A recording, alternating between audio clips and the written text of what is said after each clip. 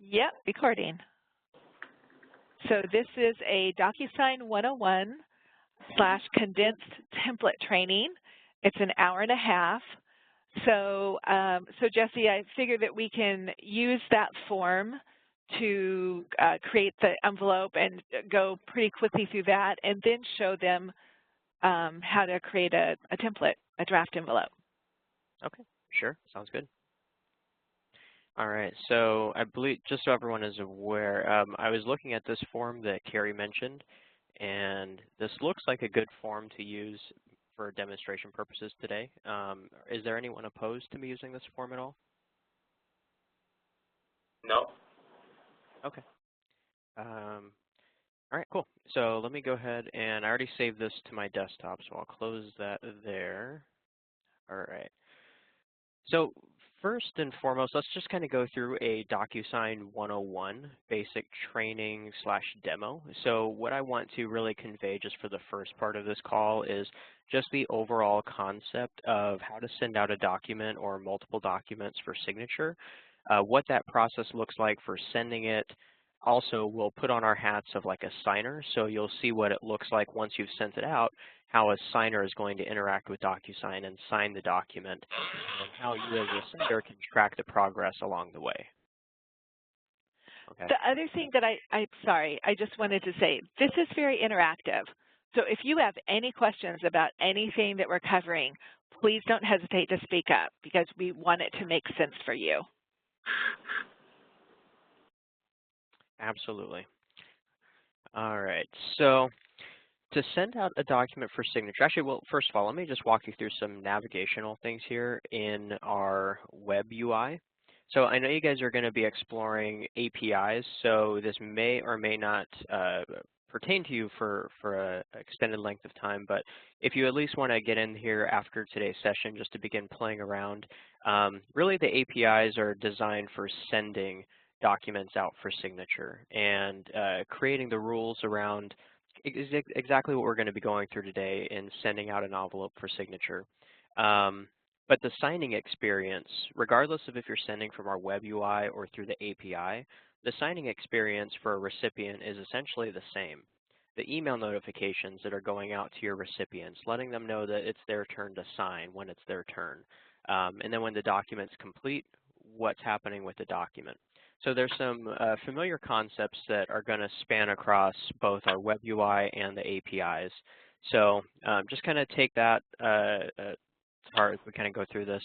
But in our web app here, you might want to get in here and just start playing around sending an envelope just so you understand the concepts.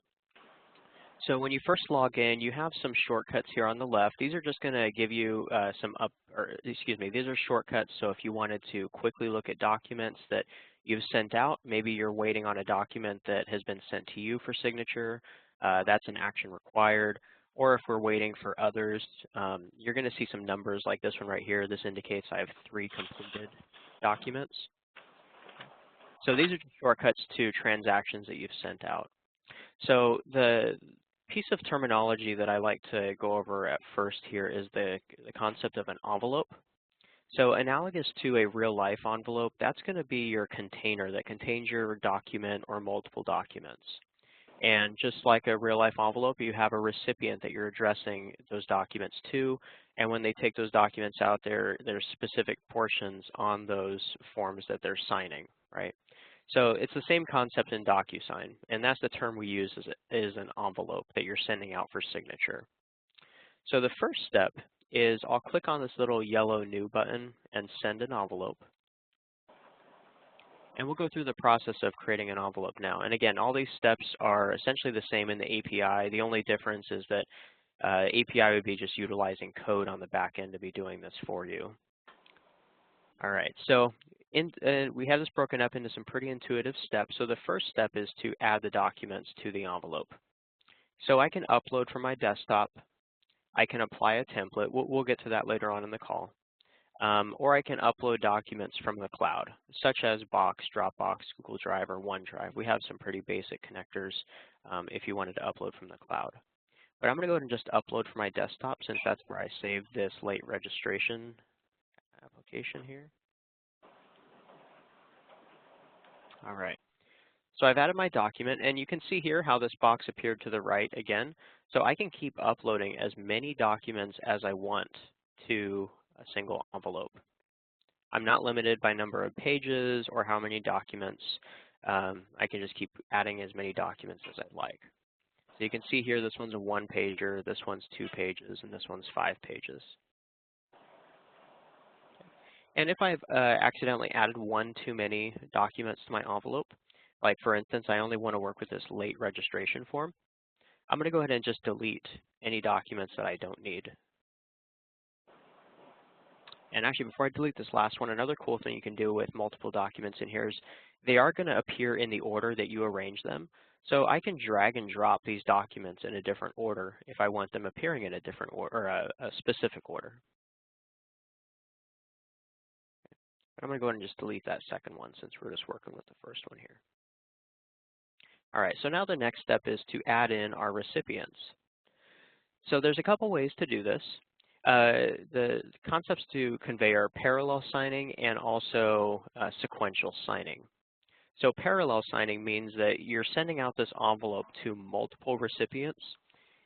Say, for instance, like this form that we're looking at. Let me view the document here. So we have student as one signer, college representative as a second signer, registrar at office third, and then looks like we have another 3 down here at the bottom. So it sounds like there's potentially 6 signers on this form. So what would happen is if we wanted to send this out to 6 recipients, we could send it out in parallel, meaning that all 6 of those recipients would get the notification to sign the document at the exact same time. So parallel signing is useful if you have a spot in your document or workflow where you don't really care what order those signers sign in. You just know that it must be completed by all of those signers before it moves on to the next step or before it completes. So if I set this up in parallel, I can go ahead and send this out to all 6, or I could set a sequential signing order. And that's what this little checkbox is for. So let me just add in 3 signers just to convey this thought here. Bear with me 1 second while I fill in some recipients.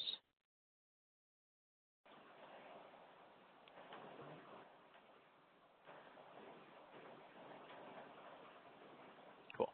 So I have Bruce, Clark, and Alfred here in my signing as recipients in my envelope. We have this little helpful link on the right-hand side that can be helpful when you're trying to determine how you have your recipients ordered or set up. So if I click signing order, you can see here how JM, that's me, is the sender. And this is that parallel signing order. So they're all signing in the first slot, if you will. So there's no order in which they're signing. All 3 must sign, though, before it's going to be marked as complete. But if I check this little box to set signing order, you can see how it's automatically going to sequence these 1, 2, and 3. So that means I would be requiring Bruce to sign first, and then after Bruce, Clark would sign, and then after Clark, Alfred would sign. But Alfred isn't even going to know that the envelope exists until after Bruce and Clark sign. So if I click on signing order again over here, we can see how this changes. So for those that are visual, when you get a really complex workflow, this can just be helpful to visualize kind of how you have that progression set up. Okay. Hi, Jesse. Can you manually override those numbers like 1, 1, 2 instead of 1, 2, 3? Absolutely. So I can go ahead and if I wanted to mix and match and combine sequential signing with parallel signing, for example, maybe I want Bruce to sign first, but after Bruce, I don't care if Clark or Alfred sign next. I just need them both to sign. I can change this 3 to a 2, for example, and you can mix and match and do the numbers however you like.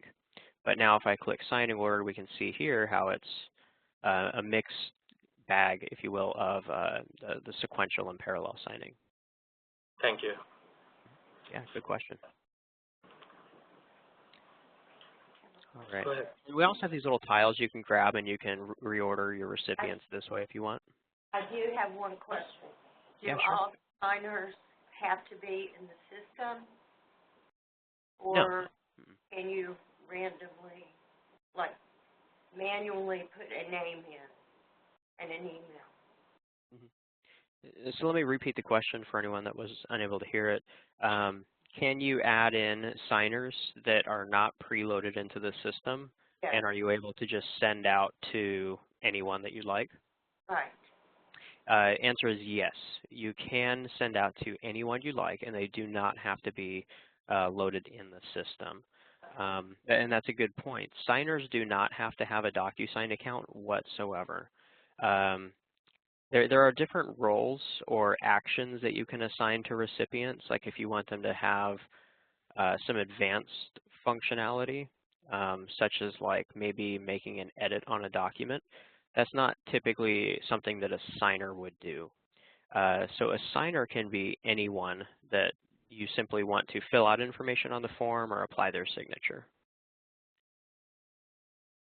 So how do you authenticate those external signers? Good question. So the first method and the default method is email validation.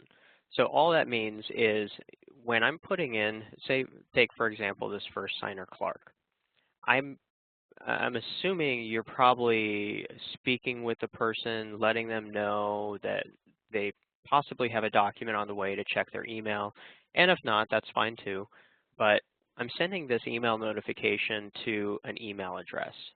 And we'll see here in a minute that that email notification is going to contain a secure link for that recipient to click on, and then they'll go into the envelope to sign.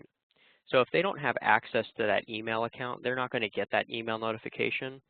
Therefore, they're not going to be able to sign a document.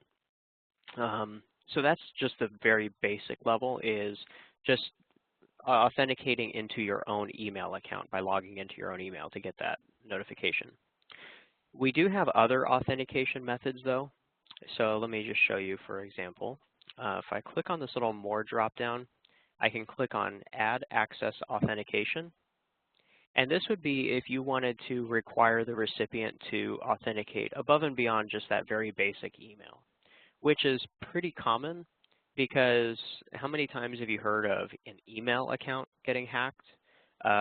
So if someone hacks, say, Clark's email account and has access to their inbox, we probably don't want the intruder being able just to click on a link in an email and see a secure document that they need to sign. So access authentication is adding an extra layer of security. So the first one is access code. And if I specify, so the sender has to create an access code, or we have this auto-generate code. But as the sender, I can specify what I want this access code to be, say, for example, 1234. I have to verbally communicate this code to Clark. So when Clark gets that email notification and he clicks on the link in the email, the screen on DocuSign will ask him to enter in this code before he's allowed to gain access to view, let alone sign the document. So it's in addition to him having to log into his email account. When he clicks on that link, he'll be asked to authenticate. The other ones we have, I don't have it listed here on my account, but we do have a knowledge-based authentication. If any of you have been on, your bank's website, forgot your password, and you have to go through a series of questions like security questions, what's your maiden mother's last name? Some of the other public knowledge-based questions that will pull up are questions such as, in the last 5 years, what address were you last associated with? Kind of those creepy questions. So they have to answer a certain percentage of those correct before they're allowed to gain access to the envelope. But then we also have these other kind of two-factor ones that you can use, phone-based, where they get a phone call and they have to speak their name and enter a code, and SMS text, where they get a unique code texted to them and they have to type in that code onto the screen. So any of the ones with the $sign, including the knowledge-based, are pay per use though, so you do get charged each time you want to use those for each recipient. But the nice thing about access code is we don't use a third-party vendor for this, so access code is always free. So you can create an access code unique for each recipient if you wanted. And that's 100% free to use at any time. Okay. So let me leave the the authentication on for the first recipient, just so you guys can see that when we send this out for signature. And we'll come back to this here in the template, or when we talk about templates in a moment. But I wanted to show you that you can change the type of recipient that a recipient is. So right here, the default is needs to sign. So the other important concept to relate or to convey to you is that in DocuSign, anytime you specify a recipient as a signer, that doesn't mean that they necessarily have to apply a scribbled signature on a document. The definition of a signer in the e-signature or the DocuSign world is anyone that's simply providing information electronically onto a document. So that could be as simple as them typing in their name or something, or even their address into a text box, or even if you simply want them to make a selection from a drop-down menu or a radio button or a checkbox on the form. That's the equivalent of being a signer. So even though you're not scribbling your signature, you're still deemed a signer. So if you see this as the default when you add a recipient, it's automatically set to needs to sign. Don't be alarmed, that's by design, that's what you want. But we do have these other recipient roles, recipient actions that you can specify. So let me just walk through some of these real quick at a high level. In-person signer would be if I have a person sitting in front of me that needs to sign a document. So instead of sending them an email notification telling them to sign and having them sign on their own device, maybe you want them to sign on your tablet or laptop simply by swiveling your screen around to them, having them sign it or fill out the form, and then swivel back around the screen or hand back the device to you when they're done. That's where in-person signing can really help out. We've also seen a lot of universities use in-person signing when you need them to sign like a form that needs some sort of witness for the signature. So your host of that signing session could be the witness, where you look at their ID, their driver's license, make sure they are who they say they are before they sign the document. And if they pass your own in-person validation, you swivel your screen around, they sign, and the signing process is complete. So again, that can be pretty helpful. Receive a copy is simply a carbon copy recipient. So if this person doesn't need to do anything, then you just want them to simply receive a copy at a certain point in the workflow or even at the very end. That's what the receives a copy is. They don't have to do anything. Needs to view is similar to the carbon copy, except for it's more like a certified delivery. So if you set this recipient as needs to view, it would actually pause the workflow until that recipient actually clicks on the link in the email and looks at the document. So they actually have to open it up, look at the document, and click on a Finish button before it'll move on in the workflow or be marked as complete. It's kind of like signing for a package. You have to be home and sign for it in order for it to be left. So that's why I mentioned it's kind of like certified delivery. And then we have these last three roles. I won't go too in-depth on these, but these are what we call editor roles. So this is good if you have a really complex workflow. And let me just add in a couple more recipients so you can see what I mean. So say, for example, we know who these first three signers are, but we don't know who these last two signers are going to be. Maybe that's dependent upon what information is filled out here in the first portion of the document. Maybe that determines who the authorized signers need to be, or the registrar or the cashier that needs to sign off on this. So I can actually make one of, like my fourth recipient here, an editor role, and we have one that's called specify recipients. So what I can do is this allows me to specify whoever that I want to be the editor at this point. So if I wanted to put myself right here, I could hit the send button and send this out for signature right now, even without filling out the name and email for signers 5 and 6. So when it gets to this fourth role here, Jesse, myself, would be able to then populate the name and email of whomever the 5th and 6th signer needs to be down here at the bottom. So I can look at the form, see what's already been provided, and then I can fill out the remaining recipients. So that's what some of these editing roles, and these other ones are a little bit more advanced. So if you needed to maybe review the document in its current progress and see if additional documentation or signatures might be needed, some of those advanced editing roles allow you to do some edits like adding in additional documents, additional recipients, or even deleting recipients. So if I was like in this editor role right here and I determined, oh, it looks like this form is fine, we don't need roles 5 and 6, let's go ahead and delete 5 and 6, I could do that. So that's just kind of a little bit about all the different roles that you can have, and we'll provide a lot of documentation for all the different role types that you can have for recipients. But that's just high level, some options that you have. And then real quick, finishing up recipients here, if I wanted to add a private message for a recipient that only he or she can see, I can go ahead and click this little more drop down, add a private message, and only this recipient that I'm adding the private message to will be able to see this note. So maybe for Clark, I want to give him a little hint as to what his access code is. I probably don't want to provide the access code right here and tell them what it is because if their email is compromised, we don't want that intruder knowing what this access code is. So we don't want to include it in the email notification. So I can say your access code is the last for your SSN. Okay. All right, and then we have some advanced settings. Oh, sorry, that's not going to be used for your guys' use case. Okay, so after we've added in our recipients, and I'm going to leave this as 3 signers, we can craft a message to our recipients. So this is going to be a subject line and a body message that all recipients are going to see, which is different from that private message that I added for Clark here. So maybe I'll say late reg form for, who was it, Clark. So you probably want to be specific in your subject line, and you'll see why in a moment, but this is going to be what's included on those email notifications.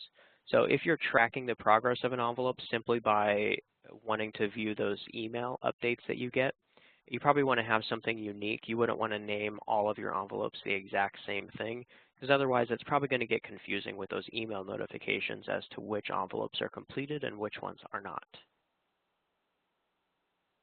All right, so I'll enter a message. Hello world, please sign.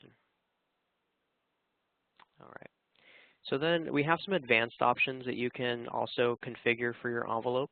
I can decide if I want to allow recipients to sign on paper, meaning if I want them to bypass electronic signature and basically be able to print out a copy and wet sign it and either fax or upload it back, I can allow it or disallow it. If I wanted to be able to send out this envelope to these recipients, but since Clark is the first signer, what if Clark gets it and decides, you know what, I don't need to sign that, but my boss needs to sign instead? I can allow Clark to change signing responsibility and basically reassign his portion of the document to his boss. So I'll show you what that looks like, and I'll keep this enabled so we can show you that too. And we also have what's called document visibility. Now, this is just something to think about. We probably won't get a chance to demo this in full the depth that you probably want to see it. But document visibility is a really cool feature or functionality that a lot of universities are utilizing. And what it is at the high level is it's a way of being able to hide certain documents in your envelope from one recipient to the next. So if I wanted to set up a really complex workflow, or rather, if I wanted to set up a workflow that seems really complex, I could create a single envelope and send it out for signature and essentially have the first signer see one document. And when they're done signing, when it goes to the second signer, maybe that second signer is someone there internally at your university. Well, for the internal recipients, maybe you want them seeing the full packet or all of the documents. So your external signers, you can limit to only seeing the documents that you want them to see at a certain step, whereas your internal signers are seeing a lot more documents, such as like maybe onboarding. I see this used pretty frequently in HR, where you want to have it go back and forth. And as the envelope progresses, it looks as if you're signing a new document, but really you're just allowing the viewing of a certain document at a certain point. So we can talk about that further, but that's really cool functionality. And as I mentioned, Carrie and I have worked on many, many, many use cases for different universities that are utilizing that feature quite a bit. All right. And then auto navigation we'll talk about later. I'll show you what this is. It'll make more sense once we go into a signing ceremony. So I'll enable it so you can at least see what that looks like. Okay. So now lastly, before we go into adding our fields to the document, you can set some other settings like a reminder and expiration date. So when you send out a document for signature, you can't have it just sitting out there indefinitely. There has to be some sort of end date in mind. So the default in DocuSign, depending upon your account, it might be set to 90 days. I have mine set to 10, but I can change some of these numbers around. So the first step is our reminders. If I want to set automatic reminders to go out to remind the recipient that they have this document to sign that they haven't signed yet, maybe I want to wait a day or two after sending out the notification today. So I'll wait 2 days before I bug this person again. And if they still haven't signed today or in 2 days, then maybe I want to start the nagging reminders to bug the recipients every 1 day that they still need to hurry up and act on their documents. So these numbers might vary from use case to use case because you might have some documents that are more time sensitive than others, which might require a little bit more vigorous follow-up. All right, and then you can set an expiration date. So I mentioned you don't want to have a document sitting out there indefinitely. You want to have it complete or at least expire if it hasn't been completed by a certain date. So you watch this number as I update this text box here. You'll see it update. So maybe this document isn't super time sensitive. I'm still going to bug them every day though, but maybe it doesn't have to be completed maybe for 30 days. So I'll give them a pretty lengthy amount of time to sign the document. So if I change this to a 30, you see that date update. So this is going to be the expiration date in which we'll mark this document as a terminal status, where we'll essentially void out the entire transaction if not all signers have finished signing by day 30. And I can also warn the signers before expiration, so I'll give them enough notice, maybe I'll say 7 days. Okay. I'll hit save. And then I'll hit this next button in the upper right-hand corner. Another thing to point out, though, is I could also hit save and close if I wanted to save my draft. So say I need to run to a meeting or something along those lines, I can save my draft and finish it later. If I do that, I can click on my drafts here under my Manage tab, and I can click on this envelope. And here again, here's where that subject line really helps. So I know this is the transaction that I want to continue. But I'm going to go ahead and hit this next button, and this will take me on to what we call the tagging screen. I have a question on yes. that saving and continuing. Is there a timeout in default timeout for the system, so you need to save within X number of minutes of inactivity? Good question.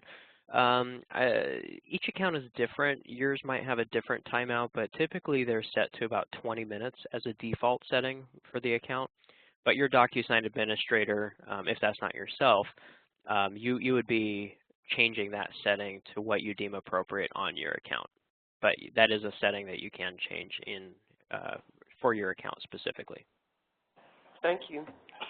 Sure. But I would also recommend that when you finish something as a creator, you're creating a template or you're doing something like that, after you do something, save it. Because some of these things, it takes some time and it's a logic question and you're working on getting it just right, save it. Doesn't matter what application, I never rely on the autosave. Generally it works, but why take the chance? Absolutely. All right, so Some of the navigation here on this tagging screen, this is the reason why we call it a tagging screen is because you're taking our fields and you're tagging your document with our fields. It's the easy way we like to explain it is dragging and tagging. So you see we have all these standard fields here on the left-hand side. So we have signatures, initials, date signed. You wanted to just automatically apply the recipient's name without having them type it in. We have this option, same with email, company, or title. Text box, if you want to have them type in some information, such as like right here, reason for request. This is probably where you probably want to have a text box. And so we'll come back to that one. But you can see how easy it is. I just click on it and drag it over onto the document, release it, and I can click on this and I can move it around to the appropriate position, or I can even use the directional arrows on my keyboard if I wanted to really get finicky with the placement. And if I don't need it, I'll just hit the delete key and drop it off. We also have checkboxes and radio buttons. So kind of like right here where you have all these different options, the circles are typically radio buttons where you want them to make a choice between two options. So I can drag these over and make some cool radio buttons here, delete the ones that I don't need. And even checkboxes, I can just drag these over here onto the form. But I am kind of getting a little bit ahead of myself, so let me go ahead and just finish explaining what some of these are. We do have also a payment option if you want the ability for your recipients to make a payment through a DocuSign signing ceremony. You do have that option. If you want to do some formula calculations, such as maybe you want to add up the difference between two dates. Say this was like a time off request form for a faculty member, and you want to automatically calculate the dates to see how many days off they're requesting, you can do that. Or on any form, if you simply want to add up some numbers, such as like some dollar amounts. So you take the error proneness of the current process and just let us add up some numbers for you. We can do that. Hey, Jess, a quick question. If we want to hide this payment item option, is it available within the application, or this is by default, you cannot hide it? It can be disabled for the account wide if you don't want anyone to use it ever. It's just a special feature. You can disable this functionality entirely. Thank you. Sure. Is that true for any of these features like formula or, you know, just anything in there?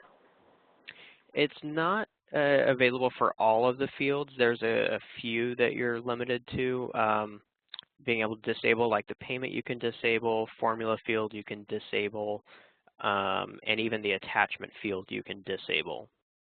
So the attachment would be used like if you wanted to ask the signer to click on this little attachment icon and upload a file from their computer, maybe a copy of like their driver's license or ID of some sort, something like that.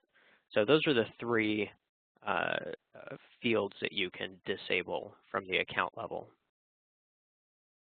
And depending upon how you do this in the API, and the API design, you can even bypass this entire screen and simply not allow a sender to interact with being able to add fields on your form. You can have the API simply add it on there for you.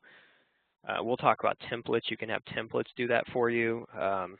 There's a lot of different ways that you can implement DocuSign and prevent senders from doing certain things in DocuSign.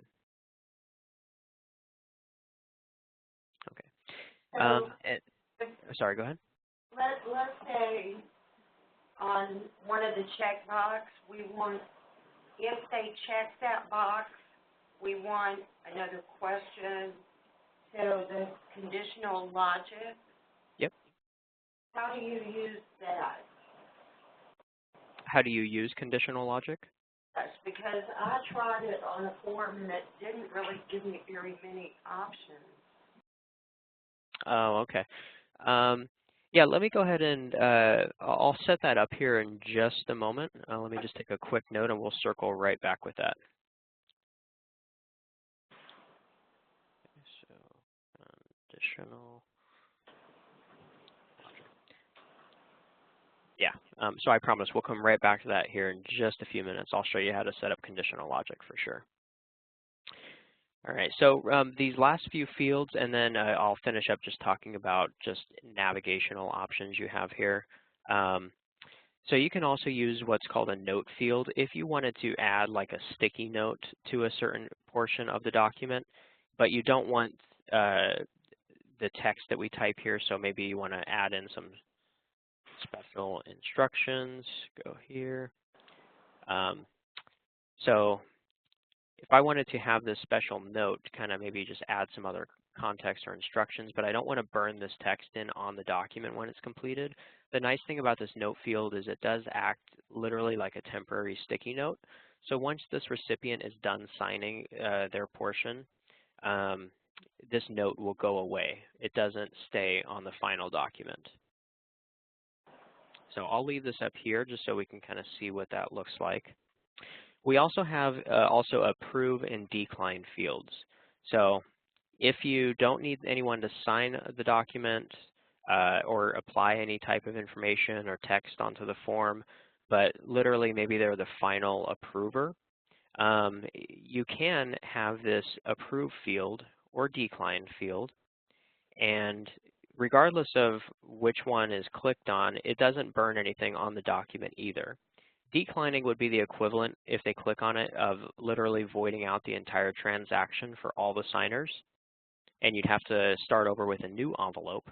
So I rarely see this decline button used, but approve is used pretty frequently because if you need someone to approve a form, and in the audit chain, maybe you want to, or excuse me, audit trail, maybe you want them to, you want to see that they've electronically signed the form, but they don't need to actually apply their scribbled signature here on the document itself, like their signature doesn't need to be burned in. This is a cool way of indicating approval, especially in that audit trail or the certificate that shows the legitimacy of the signatures. It'll show this person as electronically signing the document, but when you're looking at the PDF itself, you're not going to actually see a signature. So it's a cool way of allowing someone to approve a form without marking up your document. Okay, so that's all of the fields, and we'll come back to these here in just a moment. But the thing that I haven't mentioned yet is you notice how all of these fields are yellow? That's because they're assigned to one recipient, and we actually color code the recipients in random order. So if I click on this little drop down up here, we can see the list of those recipients that I added on that previous page. So Clark is the first signer, and then Bruce, and then Alfred, and we can see that color coding, yellow, blue, and purple. So if I see these yellow fields on the form, I can probably guess with high accuracy that, that these are assigned to Clark because they match the colors. So if I wanted to place fields for Bruce instead, I can click on Bruce's name. And then you see all these fields turn blue, so now I know I'm placing those on the document on behalf of Bruce. So maybe Bruce needs to be the second signer here. So I can just drag over a signature here in like this spot. And again, that blue will tell me that that belongs to Bruce. And the other thing too, if I maybe place one of these fields for a recipient incorrectly, meaning that maybe it needs to be a different signer that signs in this spot, say for instance Alfred, I can click on this field, and on the right hand side you'll notice for any field that I've been clicking on, I have this properties menu that appears. So this property menu is where I can adjust the properties for this specific field that I've selected. So I can change the recipient here by clicking on this drop down, and maybe I want to reassign this field to Alfred. So you can see here it now changed colors. So let's just keep that one with Bruce though. And let's go back to Clark right here. You can also edit your recipients from this view as well. It'll just bring up this pop-up, so if you wanted to quickly look at it. But let me explain real quick how the name and email fields work. And I am going into kind of a lot more depth since this is a combined session, so I hope you guys don't mind me going into all this. So our name and email fields right here, If you want a recipient to not have to type in some of this information, that's where these can be useful. So I see at the top of your form you have name, last, first, middle, initial. If you don't want them actually typing in their last name, first name, we can use this name field. So if I want to just automatically apply Clark Kent, I can go ahead and drag over this name field right here. And by default, it's a full name, so it would print Clark's full name. So it's not in that order that you like. But what I can do is the properties on the right-hand side here, this is one field that I can parse up or split up into different things. So I can keep it full name, or I can split it up to just full name or just last name. So if I wanted to do what you kind of have on your form here, I can change this to only display the last name, so that would display Kent.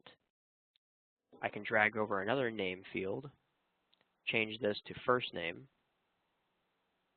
and then maybe for the middle initial, I use a text box, and I can use this, the little dots on the corners, to grab it and resize it to the appropriate size.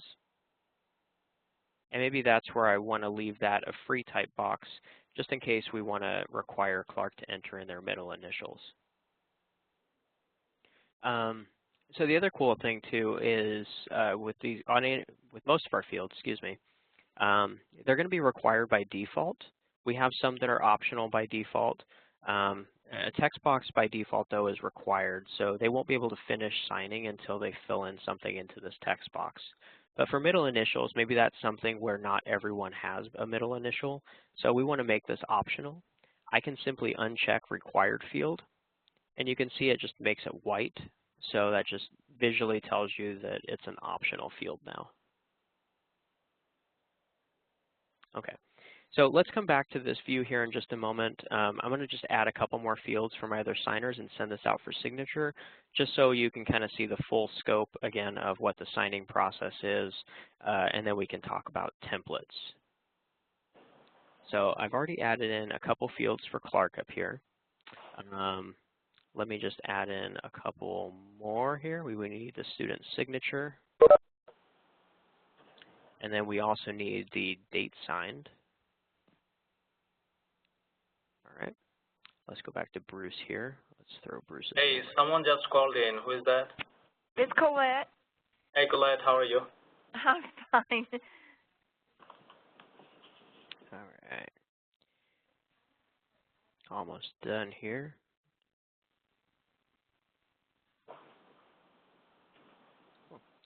All right, so I have some signature fields for all three recipients now.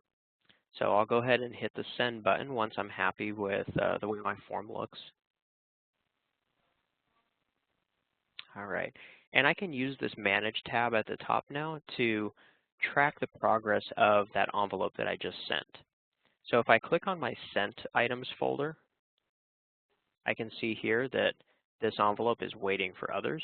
So if I click on this, this is where I can view the overall status for this envelope transaction.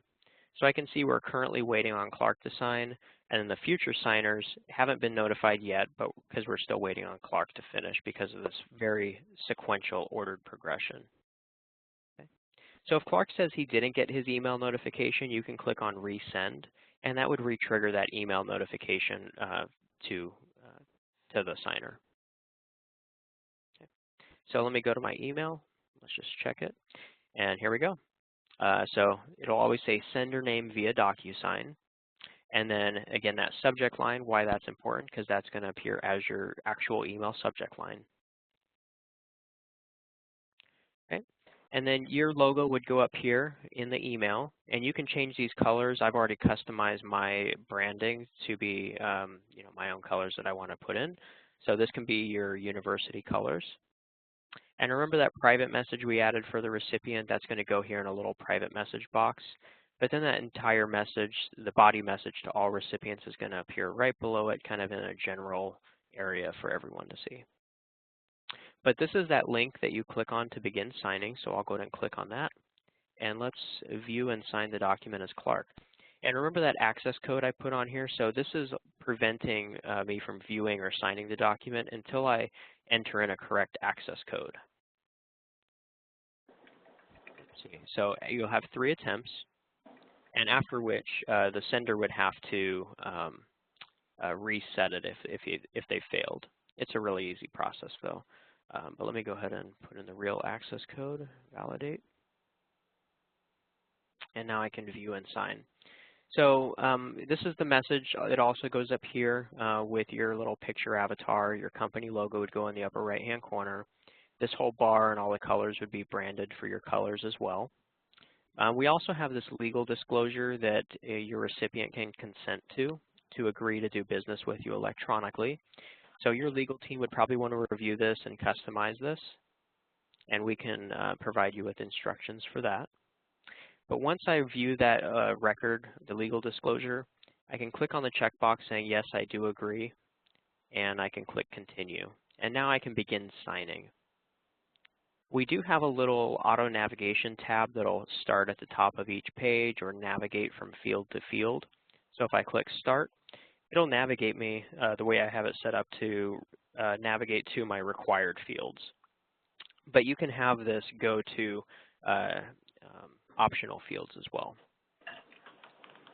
But you can see how Clark's name appeared here, how I split it up into last name, first name, and then we have this middle initial box.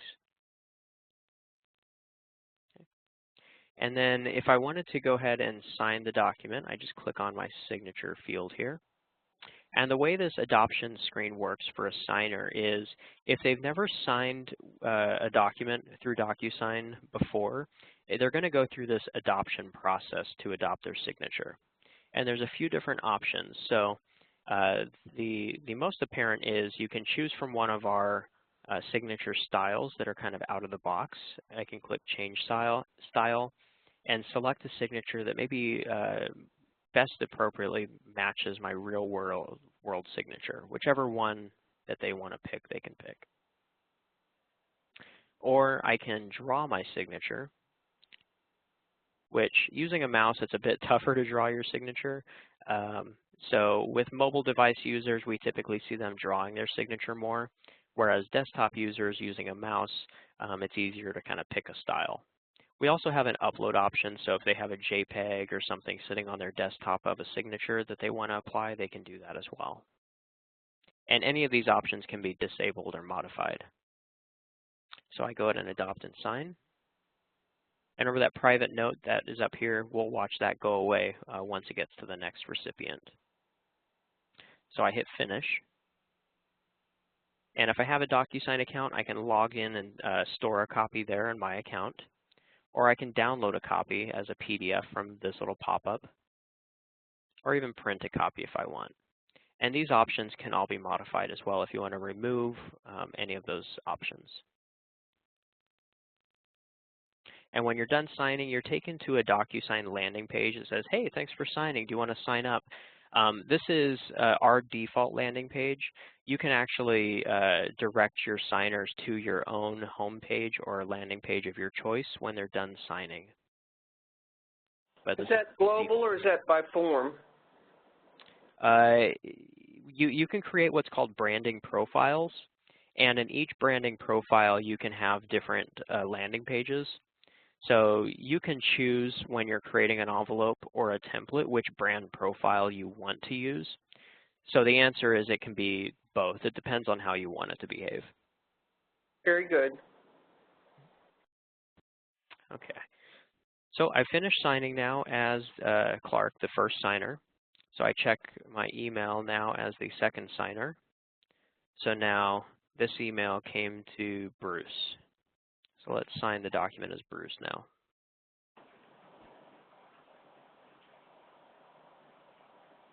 Okay. And we can see the other recipient's signature on here, the student signature. Start. Looks good. Now I hit finish. And same process, all the signers go through and finish signing. We also have this watermark that I wanted to show you here. So if the document is in process and hasn't been completed, sometimes clients like to leave this watermark in place so that if I print or save a copy at this point, it has a watermark indicating that it's not the final version. So this watermark can be disabled, though, at the account level if you'd like. But a lot of clients like leaving it on simply because they may not want a recipient saving a copy and trying to pass it off as a final copy. You might want to disable it, though, if you need to have someone print off a copy kind of midway through the signing process and maybe hand it off to kickstart another process that you have on your side, and maybe you need a clean copy to do so. So that's where it's kind of up to you if you want to leave this watermark in process in place or not. Okay, so very last signer, and before I actually sign, let me actually show you the progress here in DocuSign. So if I refresh this envelope, let's just see the progress. So you can see here the little green checkbox showing that Clark is signed and Bruce is signed, and now we're currently waiting on Alfred, the last signer. I'll agree and continue. And I haven't touched on this other actions menu, but your recipient can have or can click on this other actions and do some certain things at this point.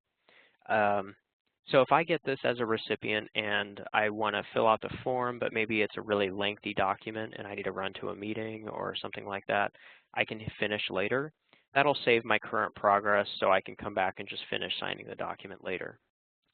Print and sign is that option that I mentioned at kind of the beginning of the call, where you can allow them to bypass electronic signature and basically print off a copy of the document, wet sign it, and fax or upload it back. We generally discourage this, though, because you bypass all of the controls in DocuSign and the benefits of being able to require fields and enforce certain validation. So maybe you need a number entered, like an ID of some sort entered in a certain format. Well, when someone wet signs it, you can't really enforce that it's in a certain format. But if they're electronically signing and they're typing in that information, you can make sure that it's the right format before you allow them to finish. So you can disable the print and sign functionality, or wet signing essentially, so that you don't end up with forms coming back to you not in good order. If you did send it to this recipient and they decide that their boss needs to sign, as that example I gave at the beginning as well, they can assign to someone else. So if I decide that I, as this signer, need to have someone else sign it, I can plug in the new recipient's email address and name and even type out a reason as to why. So maybe I can say, let's just say, Mary holds the... All right, so I can reassign this and have Mary sign instead. And if I hit reassign to someone else, then Mary would get the email notification letting her know that she has a document to sign, and she would be signing those fields at this spot right here that I originally assigned to Alfred, except for it have her name instead of Alfred's name. So you would never have a recipient simply forward the email to the new signer. You would have them click on the link in the email and use this other actions menu to assign to someone else. So this can be disabled if you don't want to allow the recipient to change hands of the signers. And then we have a decline to sign. So if I hit decline to sign, this will give me a warning like, hey, caution, if you do decline this envelope, it is going to void the transaction for everyone and entirely. So you'd have to start fresh with a new envelope. So this warning is going to say, hey, this is what it's going to do. Are you sure you don't really intend to finish later? So we do try and give them an option to back out of voiding the document and just hitting finish later. But if they hit continue, you can also require a decline reason where they have to type out some sort of narrative. And you can also make this a drop-down menu of choices to choose from if you'd like. But if I hit decline to sign again, that is going to void it out for everyone. And this option can be removed if you don't want to give your signers the option to decline, if maybe you only want to handle that as the sender. So you can control it that way. Cool. So let me go to finish signing, and then I'll show you what it looks like once the envelope is fully completed. Hey, Jesse, is there an option instead of declining, sending back to the sender? You can't send it back to the sender, but I could go into my email and I can hit reply. and it's going to go to the sender's email address. And I can say, hey, found error, bottom of page 1, and notify them and see what can be done. But once someone has signed a document, you would have to void the envelope pretty much and start fresh with a new envelope if you notice that there were a lot of errors. Because we assume when you use DocuSign that you're uploading the final version of this underlying document and that it's ready for signature or data collection. And so if you notice that like this in this paragraph here, maybe the signer doesn't like the way this is worded, that's when you'd have to void out the envelope and you would start a new envelope using a new document that has different verbiage that they do like.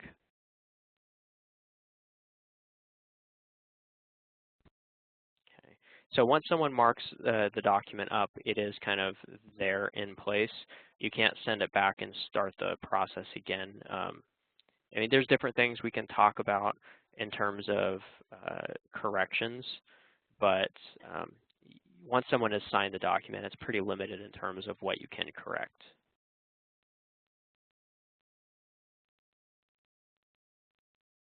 Okay. All right, so I'll finish signing as Alfred now. So that's the third signer completed. We hit no thanks. Cool. So now the envelope is completed, and if I refresh the status here in DocuSign again, we can see now the green check mark up above for the entire envelope. The entire envelope is now complete. And if I go back to my Manage tab, and if I wanted to click on my completed envelopes, we can see all of my completed envelopes, and this is the one that we were just on. The other cool thing, all the recipients get a completed notification. So I can be notified via email that the envelope that I sent out is completed, and I can click on View Completed Document and look at the final copy. And now you can see that in-process watermark goes away. I can download a copy from here, or I can print a copy just as I would before. And if I want to show you this too. So this is the certificate of completion that you can also have included with your documents, and that you probably want to store with your completed documents on your side.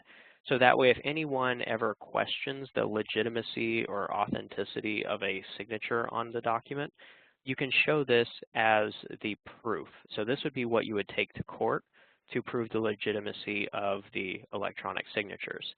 So I can see here the envelope ID, and if we look at that completed document, oops, I have it disabled on my account apparently, but you would have a envelope ID printed at the top of the screen.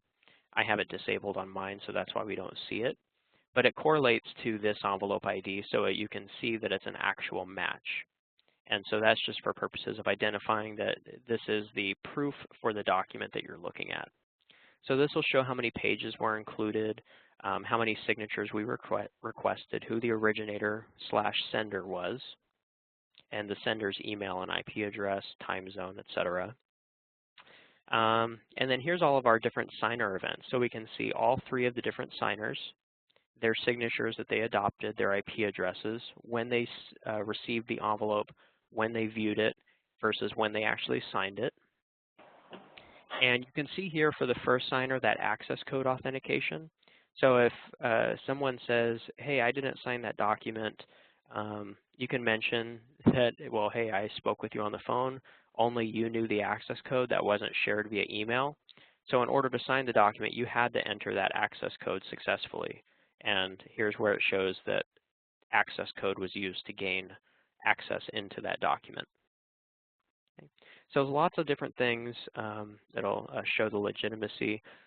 If we had different type of signing events, like that in-person signing, that hosted session I was talking about, that would be listed here.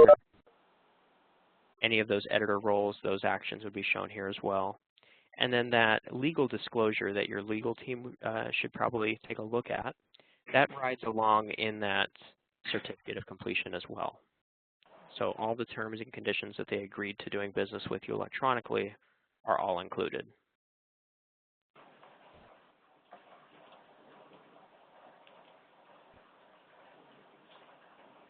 All right. So that is DocuSign 101, how to create an envelope, send it out for signature, and track the progress and even view the completed document. So any questions before I transition over to kind of templates to get back into also showing you conditional logic as well? I have one question on the email address. Sure thing. Can that be a group email? In what way? Like we have group emails for different teams that would go to more than one person on our end. Would that work? So when you mention group email, do you mean for a signer, or do you mean a group of individuals that you want to send to possibly sign? Like you don't mind who signs the document out of that group? Or Right. do you mean as the sender? Or the signers. Okay, yeah. We do have a function called signing groups, and that would be if you wanted to create a group of potential signers, kind of like on the back end. Your admins can do that. So instead of addressing the envelope to a specific email address or name, you can address it to a signing group. So for example, let me just create a new envelope here, and I'll just show you real quick.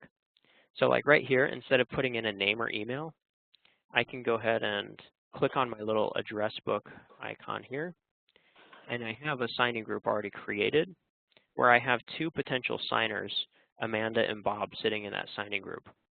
So if I click on the signing group, this is one role right here. Like, so we can assign a signature field for this specific recipient, but technically this is two recipients in this signing group. So Amanda and Bob are both going to get the email notification at the same time, and whoever the first one is to click on it, they're going to be the ones to temporarily lock out the other person. And they're basically saying, hey, I'm going to sign this document on behalf of this entire group. So we don't care who signs it, just any person out of that group, just one person needs to grab it and sign it. Okay. Can those groups be like integrated with our directory where we don't have to create and maintain them? No, so we don't have any type of integration to sync with like a contact directory. But your APIs, if you go the API route, you would probably be using the APIs to grab the recipient information and either create a signing group on the fly or simply load in the name and email of the signers, kind of depending upon how you want to handle it. Okay, thank you.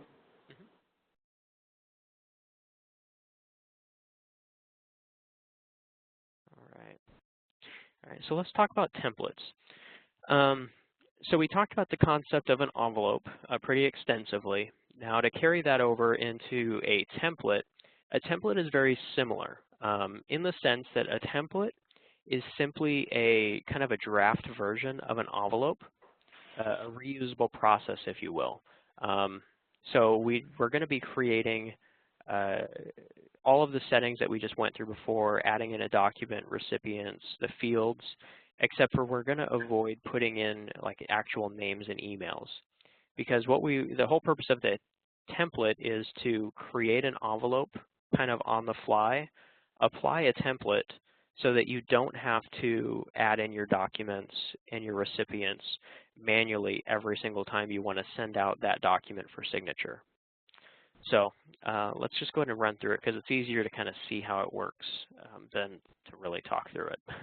So I'll go ahead and click on templates, and let's just create a template. So you can see everything kind of looks similar: documents, your recipients, your messaging, and if we click next, we'd see that tagging screen where we add the fields. Big difference, you can tell you're in the template view, is this gray section up at the top where you have the option to edit the template name and description. So this template name and description is useful for your internal users to quickly identify which template they want to use to send out a document for signature. this template name is not visible to your recipients whatsoever. It's just easily used for easy identification to know which template you want to use. So maybe we want to do, what was this called? Late reg. All right, so let's just call this late reg. And if you want to keep on the date in there or put in like a version number, you manage your own version control. So if you make an edit, you can control how you want to update it. Maybe you want to be specific here in the description to say that this is version 3.01 of the late reg form. And the reason why this is useful is if you're ever needing to edit this template in the future, you know the last version of the form that you've used in the template. So if you need to update it to version 4, you know that this hasn't been updated. So again, it's kind of up to you how you want to control the versioning. So the next step, once we give it a template name, is to basically go through the same steps we did before. Let's upload our document.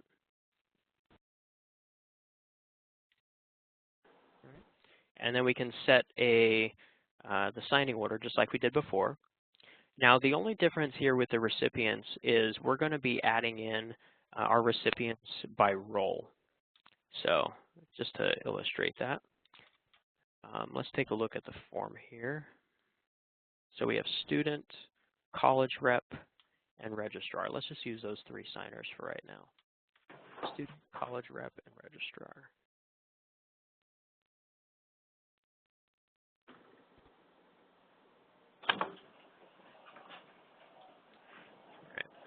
So in the template level, we're putting in role names. You want to try and avoid putting in actual names and emails in your template.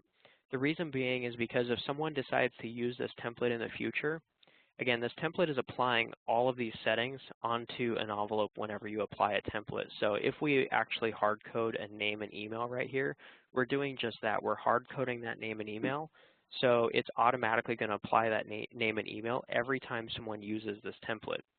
So if we know that the student is always going to be variable, a different person, we probably want to leave this blank so that we're requiring the sender to fill out the name and email of the student. So that's the way I want to set this up. But maybe if it's someone like a registrar, if you only have one person that it's going to, maybe then it's okay to have the name and email hard-coded so that the sender doesn't always have to type in the registrar information. So let me go ahead and do that. Let me just use my same example names here. Let's just do Clark here. And we'll hard code that for Clark. Say it's the same person all the time. All right, now the other option you have here at the template level is you can set some rules around your recipients, meaning that you can lock down the information so that the sender may or may not be able to edit edit or modify some functionality, if you will. So for example, maybe I don't want the sender being able to modify the name and email for this registrar. Since I know it's always the same person, I don't want this to be edited. If I click on this little More drop-down and click on Advanced Settings, I have some options. Recipient modification, so don't allow senders to edit the recipient and don't allow senders to delete the recipient. Now, if this person could potentially change, and it could be a different registrar, maybe I just want to prevent the senders from deleting the recipient altogether, but still allow them to edit the name and email if they'd like, or maybe even edit the, add in like an access authentication if I wanted to.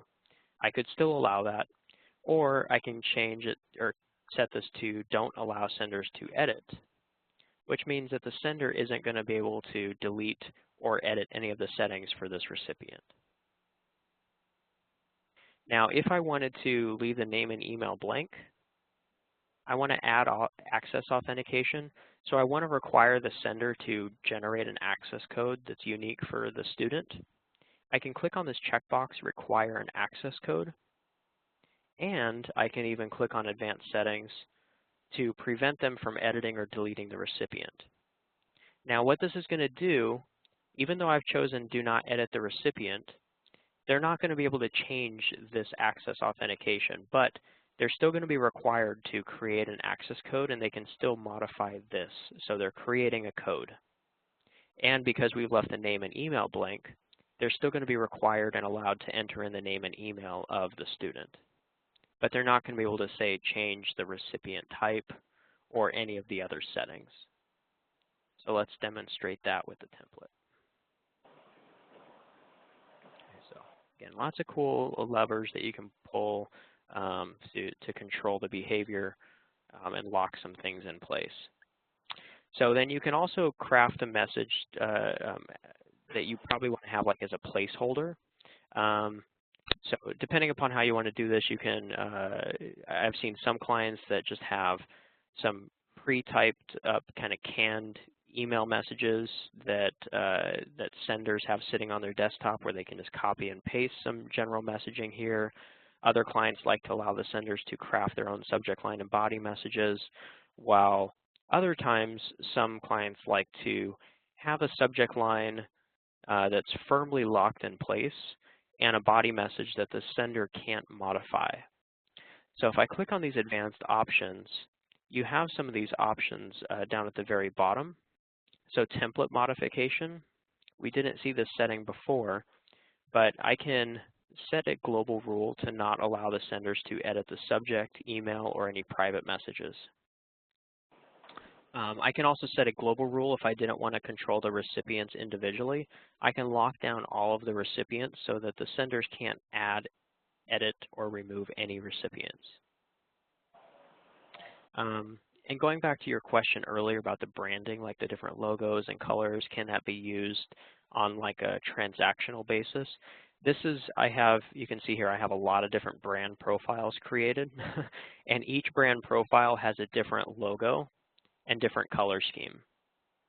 So you can create a template and have a brand already pre-selected, and I can click on this little box and say, don't allow senders to edit the brand. So meaning, if they use this template, you know for certain that this logo and color scheme is always going to be used, along with the landing pages that you specify. So if you know if you're sending out a certain form when they're done signing, maybe you want to display a different page than, say, your other transactions, that's absolutely possible through locking in the brand profile that you want to use.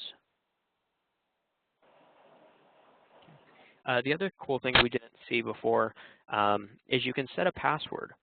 So just so you know, DocuSign administrators can edit, delete, or create any template that they want on the account. They can modify any template on the account with or without a password. They don't need it. Now, if you're a sender that happens to have template privileges, because that's controlled in the sender permissions, so if you have template privileges, you only have privileges by default to templates that either you've created or templates that have been shared with you.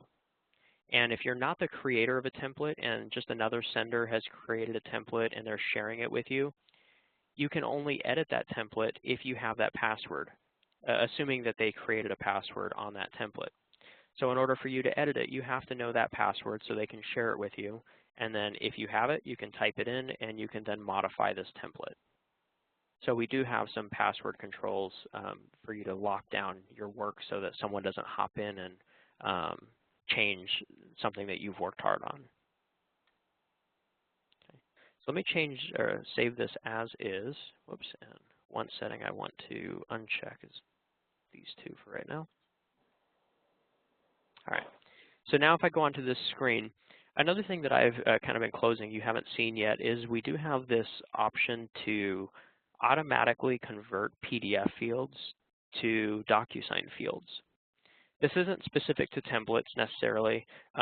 We saw this pop up when I created an envelope, so I just wanted to talk about it at this point, once you've understood the concept of fields and recipients. So this is basically saying, hey, we recognize that you uploaded a PDF document that also has PDF form fields already built into it. So do you want us to ignore those fields and just allow you to place fields yourself?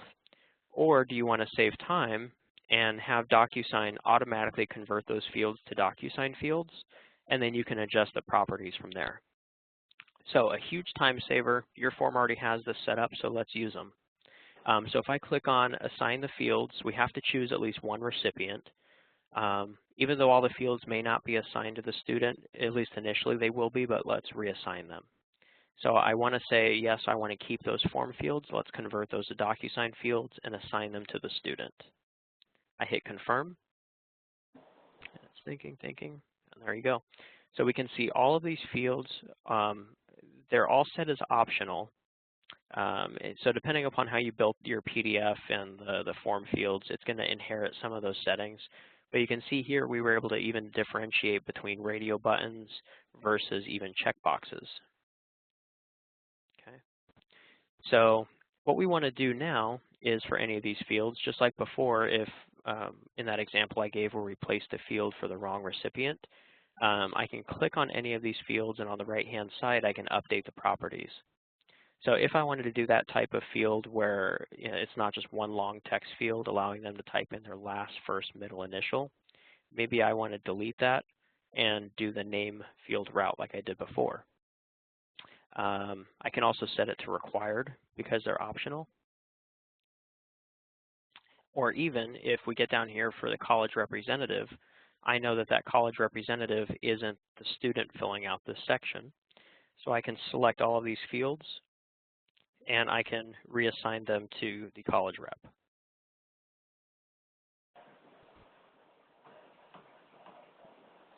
All right. So that saved us a lot of time from having to place all these fields, and that'll be actually really good to see in our example when we use this template. So you can continue going through these fields, choosing which ones you want required or that you want to keep as optional. You can add in your signatures, etc. But I want to quickly show you the conditional logic with the time that we have. So we have an option right here, for example. Let's see here. Actually, which is a good example that you want to see for conditional logic on this form? Well, if the user is a veteran, if he clicked that box, there would be possibly a drop down, another question. Okay. Where is that question? Oh, it's not on here, so you can just pretend. Oh, it's not on here. Okay. It's not. But we do, the university does have a form like that. Okay.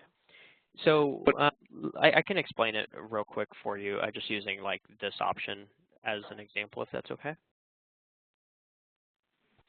All right, so what we want to do is the first thing you want to make sure you're doing when you're placing fields, and I apologize for not mentioning this before, anytime you add a field to a document, say for example, even just a simple text box, on the right-hand side in this property menu, one of the properties you always want to make sure that you're editing is the data label. So for every field on your form, you want to make sure that you have some sort of unique naming convention. Now this pulled in the naming convention that was already on the PDF form, but if I drag over just a standard text box, for example, you can see how it's this long, randomly generated unique identifier that's really ugly. It doesn't really mean anything. So when you're coding like your APIs, you have to be very specific in giving us the field label name that you want the value for or that you want to pre-populate a value into. And so that's this data label. So you want to be specific, maybe even down to the signer level. So we can say student, let's just say SSN if we want them to type in their SSN. So that way in your API code, you can say student SSN. What's the value that was typed in when the document was signed? And we know exactly which value to send to you. And this also, the label name gives you some context as to what the value is and what it represents. So now that we kind of have the concept of the data label, we want to do that for our conditional logic. Because without that kind of context, it's hard to set up conditional logic and knowing which options that you're trying to configure. So like a radio button group, we have what's called a group label. Because these choices are in a group, we're only allowed to make one choice out of the two options. So that's why it's called a group label in this case. So let's call it academic academic standing choice. And then I can update the values. So if I hover over either one of these text boxes, you can see on the document itself which one actually kind of lights up with the blue border around it. So this first one is the good standing choice, and this one is probation. Okay, so now once I have the labeling done, conditional logic is pretty simple to set up. So say there's a text box that I want to appear. So if they select one option, I now want them to be required to enter in some text right here. If I now click on the field that I want to trigger off of, that's the key. You want to always start with the field that you want to trigger off of. So then I click conditional logic and create rule. And it's asking me basically two things up here to do. To click on the fields that I want to show. So that's the first step. So I want this text box to show. And you can see it's indicated with the little candy cane stripes that you've selected this as the conditional field. And now when do I want to show it? So I select this drop down, and that's where the naming convention helps. So I only want this field showing if they select probation. So if they select probation, maybe I want to know why they're on probation. So then I hit done. So now if I send out this envelope, that means when I click probation, that text box is going to appear and be required. But if I click good standing, they're not even going to know that this text box exists because it won't even display. Thank you. You're welcome. Yeah, and we can probably get into have like a working session where we have some more time if you'd like to get on another call with you and actually work through your actual templates. Today is just more so high level, teaching you different functionality, giving you some ideas of how DocuSign works, so when you're thinking about API design, you kind of know what options you might have. But when we get into actual working session, that would either be with our technical consultant regarding API design, or if you wanted to go more so from the web app. I have a lot of clients that build their templates in the web app and then use the APIs to just create the envelope and apply the template afterwards. So you can mix and match kind of whatever's easiest for you, whatever makes the most sense. So real quick, we have a few minutes, let me save my current progress on this template. Now, if I wanted to just simply use this template to send out an envelope for signature, I can just click on New, and I can click Use a Template, but I'm going to click Create an Envelope because this shows a little bit, it's a little bit more intuitive this way for me. So now if I click on Use a Template, and I can type in the reg form. This is where the naming convention helps to know which template to pick. I click Add Selected, give it a minute to think, and you can see it loads the document. It loads in all my recipients. Remember that registrar, that role is now locked down, so I can't even delete it. But for the student and college rep, I'm going to be required to enter in their name and email, and I'm even required to enter in that access code here for this recipient. Okay, and then I can update the subject, advanced settings. If I go to the next screen, all of these fields are already placed for me.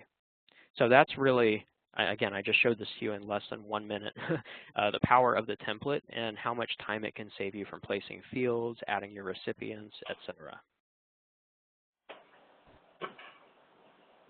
So any questions? And I apologize, we only have about a minute remaining. So instead of sending it to one student, if you want to send it to like 500 students, how you are going to work on it? Well, if you're using the APIs, then that's where you can use like a loop in your scripting to use our API calls to create all those envelopes separately. We also have what's called bulk send. It's where if you have a static form, meaning like this underlying form isn't going to change, but you know you need to send this out to 500 students, for example, and you want to get back 500 separate PDFs, each with each student's individual names up here, their own signatures.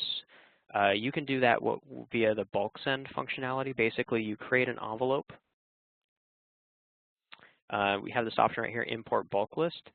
So instead of putting in a name and email for a recipient, you're uploading a CSV file with all of those names and emails in your CSV. and we just parse through it and create that many envelopes. So that's the key. If you upload a file of 500 names, we're creating 500 envelopes. So that's just another option. Thank you. So this was a condensed session for both DocuSign 101 and template creation, especially because we wanted to at least get you through this before you went through the API overview tomorrow. So, so we'll do API overview tomorrow. And if you have any questions between now and then, please feel free to send us an email. Otherwise, we'll see you then. Reza, where do you want me? I'll convert this. Where do you want me to store this? Do you want me to put it on Box?